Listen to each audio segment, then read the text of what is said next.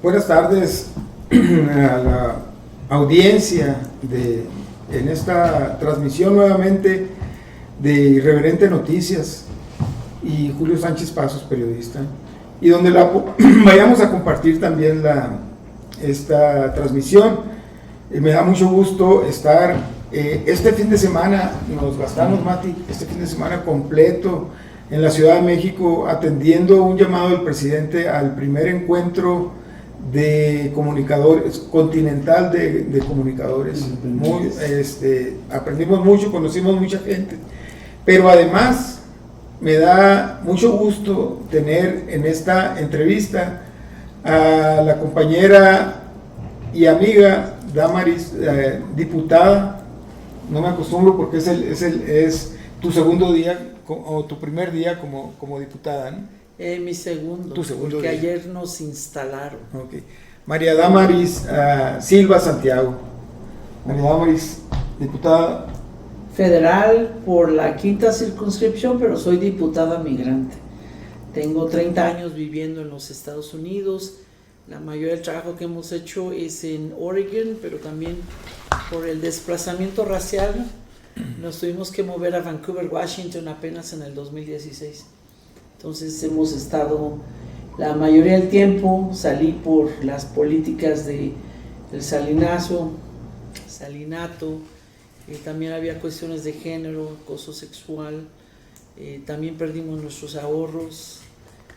Fue una época muy difícil para todos los mexicanos, ciertamente fue para mí, y tuve que emigrar, y ya tengo allá 30 años, desde el 94 que crucé. Parece que fue ayer. También va a estar con nosotros nuestro amigo, colega Alejandro Bati. Saludarlos, a la orden. A mí me gustaría empezar esta plática con la diputada Damaris, que nos explique un poco. Bueno, ya nos diste una introducción, cómo fue tu llegada a los Estados Unidos para tener esa condición de migrante, ¿no? Pero también me gustaría que nos dijeras cuál es ese sentimiento que te embarga ahora en este nuevo cargo para ti, en esta representación, porque deben de saberlo, ella ha estado encabezando pues bastantes luchas en los Estados Unidos. Nos ha tocado compartir con ella en algunas reuniones que tienen que ver con organizarnos como migrantes en los Estados Unidos. Pero sí me gustaría que si nos pudieras decir ese sentimiento, porque me imagino que es tal vez diferente, ¿no? Diferente, sí. Porque hoy llegar a la Cámara de Diputados, a San Lázaro, en una representación o representando a una buena parte del distrito en tu estado, pero también en la comunidad migrante. Sí, claro. Pues hablar para mí de los temas migrantes y por qué estamos aquí es una continuidad, es la continuación de la resistencia de 500 años por un reconocimiento humano. Tuve la oportunidad de aprender acerca del humanismo mexicano a través del presidente Andrés Manuel López Obrador en el 2017. Me invitaron a participar en el partido del presidente y por ahí hubieron cosas que no me gustó, pero no nos dimos por vencidos. ¿Por qué? Porque fueron siempre los trabajadores campesinos, los trabajadores agrícolas del campo que siempre nos estuvieron apoyando y motivando a que siguiéramos llevando su voz, representándolos. Cuando tú hablas de un sentimiento, estamos hablando de millones de mexicanos que han sido abusados, que han sido deportados, que han sido despedidos, millones de trabajadores mexicanos que viven día a día en persecución, en un estado colectivo de trauma y de mucha, se puede decir hasta, de mucho terrorismo estructural, sistemático, institucional. Entonces, no ha habido un día en el que no he estado yo participando, ya sea escribiendo una canción para ellos, o de las historias que me platican, o metiendo agravios en un sindicato, o gritando una porra en una fábrica, o en un sitio, dijéramos en el Capitolio hemos estado, pero nunca hemos parado. Desde que llegué y crucé la frontera, me marcó mucho el zapatismo. Lo primero que escuché es que había una revolución y no lo podía creer. Entonces fue el zapatismo que me empezó a hacer conciencia. En el 94 decían, todo para todos, nada para nosotros, y a nosotros no nos quieren porque no compramos, no consumimos, y porque no somos parte de ellos, ¿no? Entonces eso me empezó a marcar mucho. Empecé a buscar la forma de cómo escucharlos y apoyarlos. Decían, ustedes que tienen la voz, y fue la primera vez, yo pienso, que aprendí de lo que es el privilegio, ¿no? Que decían, tú que tienes la voz, lleva nuestra voz, porque a nosotros no nos escuchan y a nosotros no nos ponen atención. Entonces de ahí me nació aprender la canción de Colores. Agarré la guitarra por primera vez, toda autodidacta, lírica, nadie me enseñó, y empecé a cantar la canción de Colores, hablando de los zapatistas sin mencionar su nombre en las escuelas primarias. Después a mí me marcó mucho una deportación que ocurrió como en el 96, 97, donde la migra deportó más de 360 familias y muchos niños no fueron recogidos en la escuela por ese suceso. Empecé a apoyar, a ayudar, creamos el primer periódico, esto fue en Eugene, Oregon, El Bracero, pero fue esa misma situación que habían deportado a 2 de los compañeros de la mesa directiva del Bracero y no nos pudimos recuperar. Nos dolió mucho, fue muy profundo, y los que se quedaron se llevaron las cámaras, las videocámaras y todo lo que hubo, ya no nos pudimos recuperar, pero seguí organizando, estuve tratando de crear conciencia en las iglesias. Después me empezaron a empujar en las iglesias a que empezara a hablar. Recibí amenazas de la iglesia católica de, no me acuerdo cómo se llama, la de Eugene, pero porque decían que los mexicanos eran católicos. Y yo decía, pero pues pueden irse de la iglesia y entrar a otras iglesias donde ellos quieran. Pero fueron muy fuertes las amenazas. Salimos en el periódico, en ese tiempo fue el Oregonian. Entonces fue un suceso llevando a nosotros suceso. Estuve trabajando para el gobierno como trabajadora social. Me di cuenta que nos encajonaban y que nos hacían ver como familias que estaban en riesgo y que podían ser, ya sea que llevadas a la cárcel o que les podían tirar sus niños porque calificábamos con 1 o 2 factores que en sí en verdad no eran de padres que fueran violentos, sino que eran cuestiones de pobreza, pero te encajonaban esos sistemas. Aprendí un poquito de Paulo Freire, de lo que es educación popular, y fue donde empecé a que yo quería no hacer caridad, no hacer el trabajo social, no dar un pan o un pescado, sino enseñar a la gente a que pudieran ellos pescar y crear su propio autoempoderamiento. Y fue ahí cuando salí y entré al movimiento laboral. ¿Tu primera participación en una protesta en los Estados Unidos la recuerdas? Sí, la recuerdo porque la migra había, no solamente había deportado a más de 300 familias, pero yo de pura casualidad pues estaba también luchando por los derechos de la gente que vivía en Eugene, Oregon. Entonces me tocó ir con la organización de CALC, es Community Alliance, Alianza de la Comunidad, de la cual fui miembro de la mesa directiva. Entonces ahí me tocó protestar. Con el tiempo fui descubriendo que mientras más protestabas se te hacía una voz más fuerte. Entonces tengo mucho privilegio de tener una voz muy muy fuerte, que cuando levanto la voz acudo, pero yo digo que son muchas voces, muchos lamentos de muchos compañeros que he escuchado en el camino, en la batalla, familias que han sido ultrajadas, abusadas en los Estados Unidos, que es lo que me ha hecho pues asimilar todo ese sufrimiento y usarlo como energía, pero también como mucha espiritualidad y como mucha resiliencia cognitiva.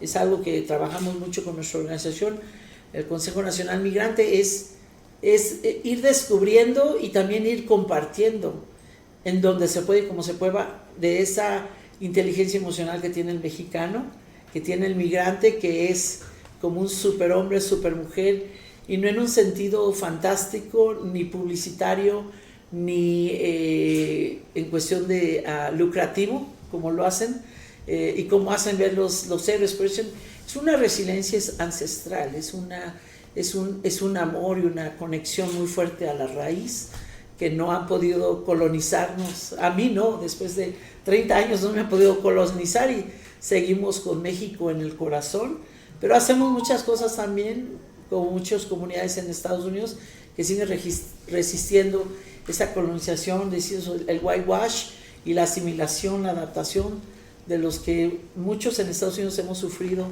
este tipo de racismo y de abuso. ¿Y tu última participación? ¿En dónde? ¿En alguna protesta o alguna manifestación en los Estados Unidos? No, pues sí son muchas. La última, pues estuve apoyando en una gira, estuvimos visitando a varios lugares en California y también estuvimos aquí protestando hace como una semana fuera del Palacio Nacional, apoyando al diputado Alejandro Robles, protestando al INE y el hecho que no se nos dio una curul por esa candidatura chilanga migrante que se está impugnando, pero que supuestamente se perdió. Entonces estuvimos también ahí afuera del Palacio. En Vancouver, Washington, pues estuvimos también protestando lo que es que se nos reconozca a nosotros los trabajadores migrantes, y estuvimos pidiendo una reforma migratoria, como siempre es uno de los temas principales que tenemos ahí en Estados Unidos. Te pregunto, o te hago estas dos preguntas: tu inicio en el activismo, digamos, en los Estados Unidos, y la última vez que participaste, porque no creo que vaya a ser que hayas finalizado, ¿no? Por eso no puedo decir un final, pues, sino que la última vez que estuviste participando, porque se me hace importante poner las cosas, para mí, en mi perspectiva de migrante, enterado un poco de lo que está sucediendo en los Estados Unidos, ponerte en el lugar que mereces, ¿no? Te digo, hay muchas voces dentro de esto, sabemos no quisiera decir golpeteos, pero son golpeteos, ¿no? que vienen dentro de la llegada de nuestros nuevos representantes. Hay mucha gente que acusa sin tener un conocimiento de lo que hay detrás de los demás, de nuestros representantes, ¿no? Yo tengo algunos sentimientos encontrados, porque yo creo que en el background que manejan nuestros representantes es como uno puede sacar una conclusión de cuál va a ser el papel o el desempeño que va a tener siendo nuestros representantes. Y te lo digo por las legislaturas pasadas. Tuvimos, en el caso del Senado, por ejemplo, tuvimos a Napoleón Gómez Urrutia y a la senadora Nestora Salgado, que, bueno, de Napoleón yo creo, yo se hubiera dudado cuál iban a ser su desempeño en el Senado para las causas migrantes, que son muchas, ¿no? Son muchísimas. Si yo hago esta analogía en la problemática de los migrantes, tenemos un árbol frondoso, y cada árbol frondoso que tenemos, cada hoja de ese árbol frondoso puede ser una preocupación de un migrante. No es solamente la cuestión de los coyotes, o no es solamente la violencia que les espera a nuestras mujeres y a nuestros hombres y a nuestros hijos a tratar de cruzar las fronteras, que los vejan, los asaltan, a las mujeres las violan, a los niños los agarran de esclavos en las casas de seguridad, a los jóvenes los agarran como mulas para que lleven cargamentos de drogas, si no pueden pasar a los Estados Unidos, más el rosario de las otras problemáticas que tenemos como migrantes, ¿no? La discriminación, que no tenemos licencias, que no tenemos seguridad social, que no tenemos un montón de derechos que deberíamos de tener, que cuando menos en la Carta de los Derechos universales están plasmadas, sin embargo no los tenemos. Estas problemáticas que se dan, pues, muchas veces las luchas que se dan en estas problemáticas muchas veces no se reconocen, ¿no? Y hay personajes como los que estábamos hablando ahorita, que dieron en la pelea en muchos rubros de los derechos humanos, como lo fue la ex senadora migrante, mira, se me olvidó su nombre, Nestora Salgado, que no terminó de hacer un buen papel, pues, ni Nestora ni Napoleón. Entonces, la preocupación con nosotros, revisándolos y conociéndoles el background que ustedes tienen dentro de la lucha, podemos sacar una conclusión, ¿no? Aunque posiblemente esa conclusión a la vuelta de los 3 años, porque son 3 años en los diputados federales y son 6 años en los senadores, pero igual pues puede que no haya. En la legislatura pasada, que creo que tuvimos dos diputados migrantes. 5 diputados migrantes la pasada. Ajá, fue Griselda, Olga, Mario Alberto Torres, Alejandro Robles y el de Jalisco, se me va el nombre. A mí se me va el nombre con 3, porque sí sé de Olga y sé de Torres.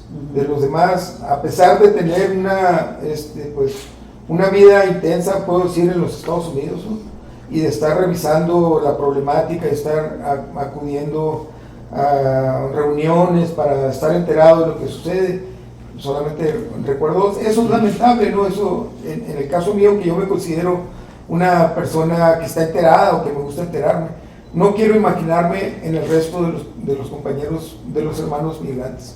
Si conocerán a Olga, o si conocieron a Napoleón Gómez Urrutia, y no me gustaría que se repitiera lo mismo en esta legislatura. Creo que el paso de personas como tú debe de ser de mucha ayuda para los reclamos que tenemos como migrantes. Sí, claro, mira, soy de Tómbola. Tuve la gran fortuna de que mi nombre apareciera en las listas. La doctora dijo que quería que la gente de Baxe participara y que entraran a la tómbola. Entonces, todos los consejeros nacionales, soy consejera nacional. Esa es otra historia, luego lo platico, pero es gracias al voto tuyo, que los compañeros votaron por mí allá en Arizona, Yolanda Ballesteros, su esposo Armando Rodríguez. Ajá. Y tu compañera. Entonces pude ser congresista, pues me pidieron que me lanzara como consejera nacional, gané el 3er lugar en las mujeres. Déjame decirte una cosa. Sí, claro. En esa, todos andábamos perdidos en esa votación, no sabemos cómo iba a estar la cosa. La única que tuvo conciencia de cómo podíamos apoyar fue Martín. Muy bien. Y los demás le hicimos caso. Excelente. No, pues es esa misticidad, que nosotros traemos mucho la espiritualidad a la política. No tenemos un script, no tenemos una agenda. La única agenda que tenemos es los derechos del pueblo migrante. Obviamente también nos enfocamos mucho en los derechos de todos los mexicanos. No quiero decir que nada más Michoacán o nada más los purépechas, a quien adoramos mucho y trabajamos muy de cerca con ellos. Pero para mí, yo soy diputada de todo México y de todos los hermanos migrantes. Pero sí, salí en la tómbola, entonces nosotros traemos pues mucha misticidad por la buena fortuna. Salí en las listas de los militantes, de los consejeros nacionales y también de los senadores. Entonces ya cuando pusieron el nombre salí en la tómbola, pero por parte de la 5ª circunscripción de Michoacán, donde me había inscrito. Y pues nosotros estamos trabajando muy duro, el único equipo que tenemos el pueblo. Nosotros no tenemos intereses, no tenemos palancas, no tenemos padrinos, no conocemos machuchones. Nosotros venimos aquí a servir al pueblo, y eso es una de mis formas que tú conoces muy particular, donde estamos aquí por un encargo.